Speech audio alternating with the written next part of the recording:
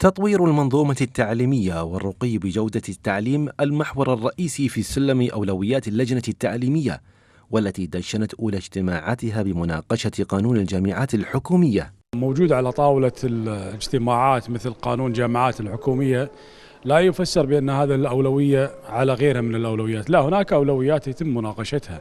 من ضمن هذه الأولويات يعني خص بهيكلة التعليم بشكل عام، وليس فقط الجامعة أو إنشاء الجامعة وقانون الجامعات الحكومية، وأيضا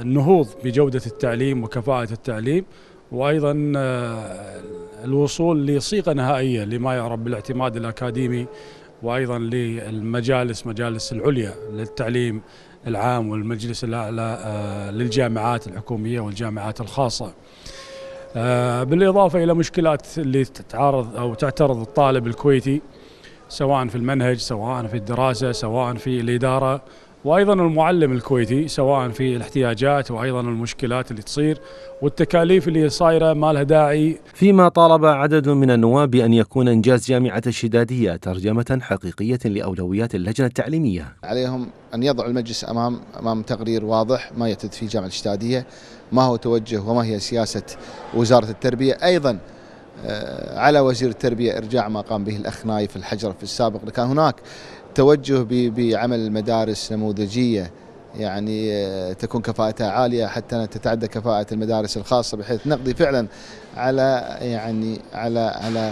على رداءة التعليم اللي قاعد تحدث في بعض المدارس الحكومية. تسعى اللجنة التعليمية إلى وضع برنامج إصلاح متكامل لتحسين جودة التعليم وهيكلة صنع القرار التربوي، والذي يحتاج إلى تعاون تام من وزارة التربية لتحقيق الهدف المنشود. لتلفزيون المجلس، طارق الساو.